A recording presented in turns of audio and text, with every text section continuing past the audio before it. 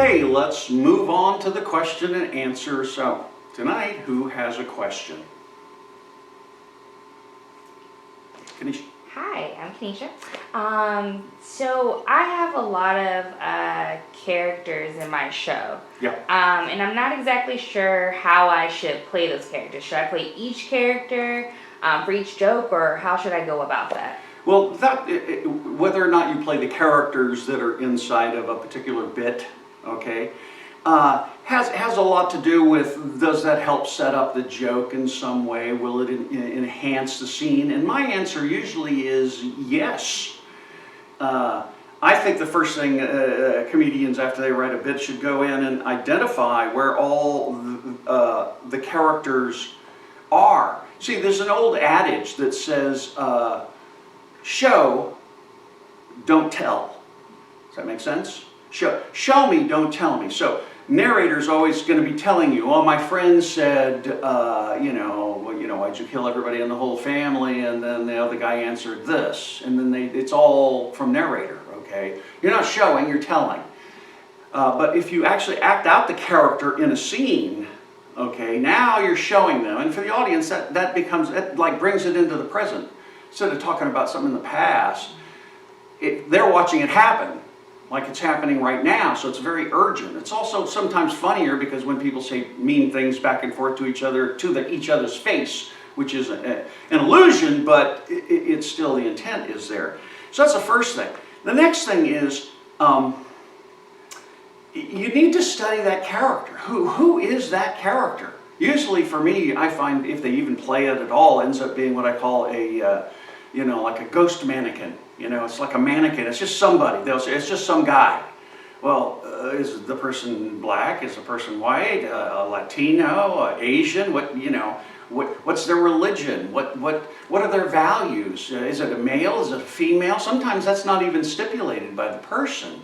They just went to my friend, and then and then they tell you it's, So you lose the dynamics and the specifics within that particular section of that show. So here's what I say to do about the characters. First of all, get into their mindset. Why are they saying what they're saying?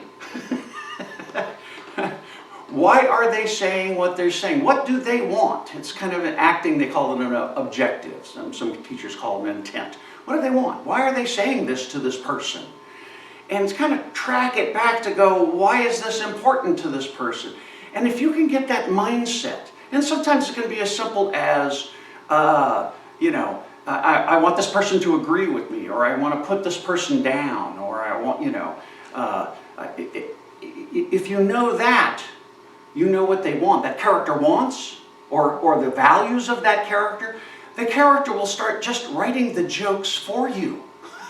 It's real weird because because then they'll have a different interpretation of the world than you do.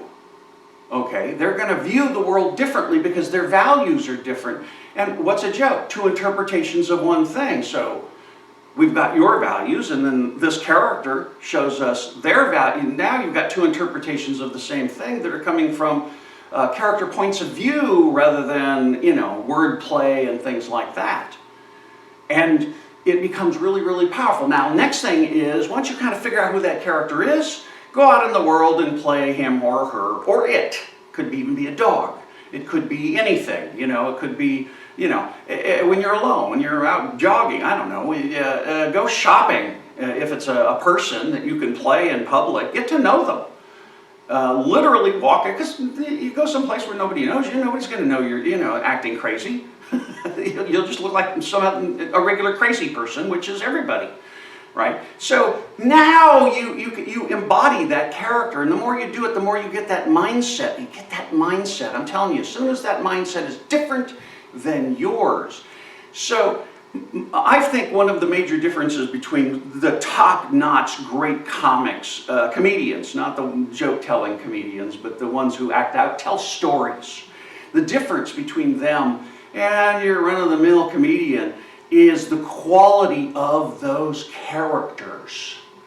You know, Richard Pryor, he could just create these, like I'm going to do one of his things. I can't do as good as Richard Pryor by any means, no, but I'm just as an example that one moment a character shows up and I find a whole world inside of him. So the thing was, he was talking about shooting Stir Crazy with Gene Wilder. And he's talking about the inmates that were there, and he's like, these people are scary. Finally, he was like talking to one inmate. And said, I asked him, I said, why did you kill everybody in the house? Because they was home. that was it. We never saw that character again. He found the mindset of a character who thought that was a reasonable answer. And that's why it just got this huge laugh when I saw it. That character just showed up for that moment. But I see a whole world in this guy, a family dysfunction. I mean, I don't know why. I mean, it just makes the whole show so robust.